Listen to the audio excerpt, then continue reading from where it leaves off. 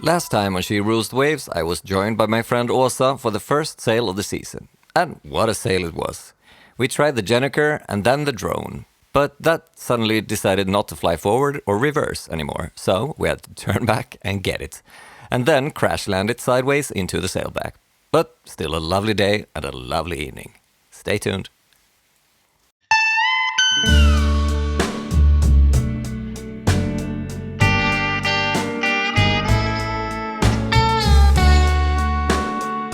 Hi, my name is Linus Jackson and I'm a sailor, musician and father of two.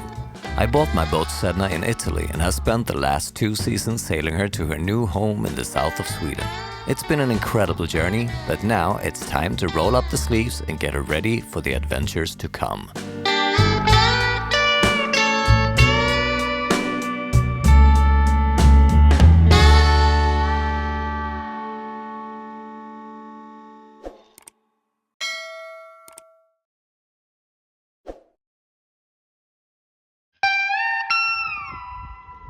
Welcome back to She Rules the Waves, everybody. I'm sorry about the lengthy break from new episodes, but let's jump back in time and get the summer started, shall we? Alright, so it's time to finish up the bilges. So you can see there's still a little gawk inside there, so that's what I'm gonna deal with today. I'm sure that won't be at all entertaining to watch. So let me just give you the before and after. Well, I wouldn't exactly eat off the floor here, but what a difference. And it smells lemony fresh. One thing that concerns me a little though is that here is actually some kind of hole. And it's wet and it's foamy. And I don't know how far down it goes because I don't want to probe it with my finger if it's not supposed to be probed, if you know what I mean. It concerns me a little bit. I don't know what the point is of this, or if it's the old damage that someone tried to fix. Does it mean that my entire keel is full of watery foam? I don't know. I have to check the drawings to begin with.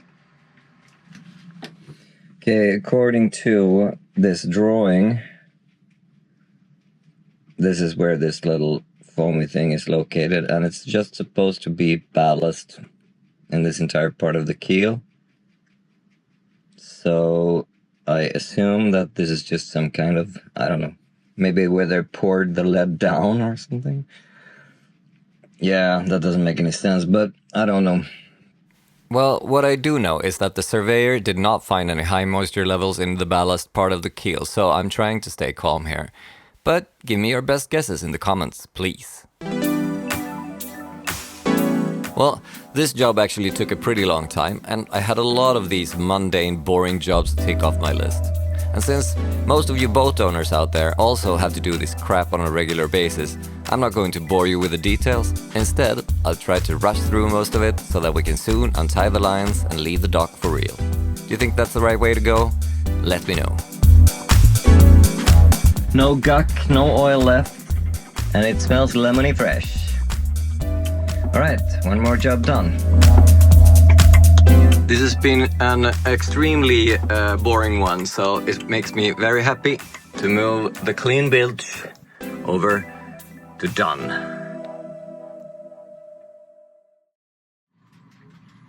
Okay, it's time.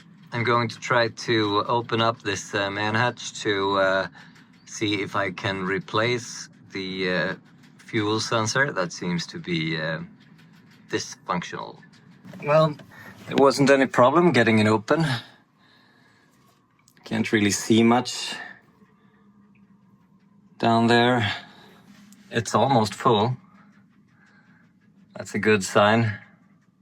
I guess I have to measure somehow how deep it is and see if I can replace it with another sensor. It seems like I might be very lucky here and actually that I will use the same holes for the next one, but we'll cross that bridge when we get to it. It fits. And it seems like it's actually fitting well, even. So let's put this back and see what happens. It's in there.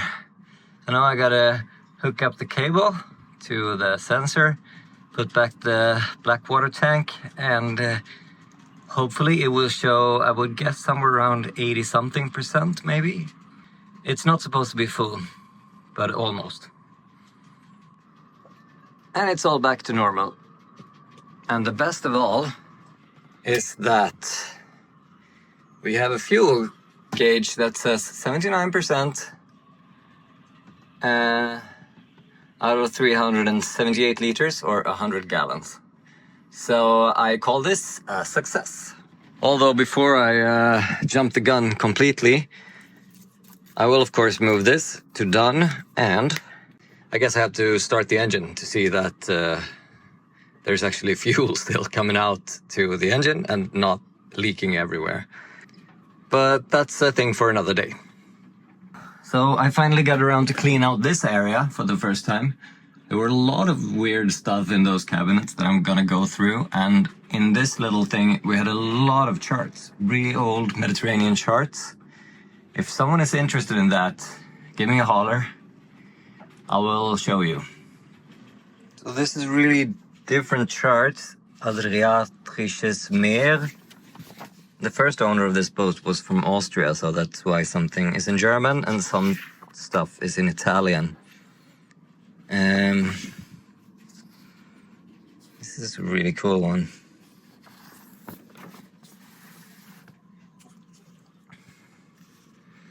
Bari, Valletta. This is actually where we went. Then we have a lot of these different ones. Golfo di Trieste. And I also have a bunch of these scrolls. That's a little harder to photograph for me because I can't hold them out and take a picture at the same time. But there's like a lot of Italian. Capo Circeo, Tarocella Ionica, etc., etc. But the interesting thing right now is that below these panels is the water tank, the second water tank. I'm not entirely sure how to open this, so I'll give that a try. See if I can perhaps install another sensor. Yes, indeed. There it is. I'm not sure I actually do need a sensor in here because the tanks are connected, so probably might only need one. I haven't really decided, but let me think about it for a minute.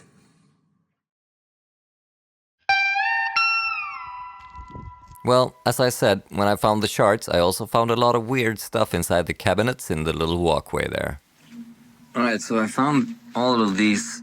I guess they are harnesses in a cupboard. There's a lot of them. I'm not sure I need all of them, but I guess that's a good thing to have. Interesting. I kind of wish they would have come with some kind of instruction. I don't know if these are for your arms or for your legs or whatever. Kind of hard to tell. Please let me know if you know how these work. There's a lot of them. It's insanely calm, but as you can see on the sky, it's the calm before the storm, probably. I just heard thunder in the distance. Looks like maybe it's gonna be the first thunderstorm of this year.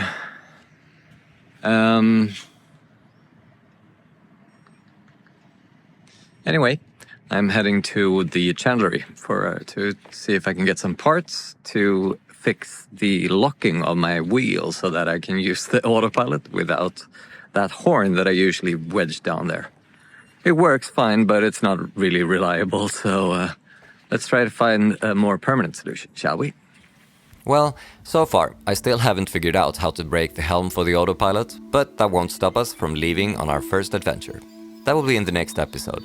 So thank you so much for being patient during my hiatus, and I hope to see you all back here next time. Please give the video a like, check out our social media platforms, or even better, be like Ben, Göran, Lisa, Barbara, and Joey, who who all joined our Patreon crew and helped produce these episodes in a more hands-on kind of way. And if you're not ready for that, at least click the subscribe button and the little bell. And until next time, take care.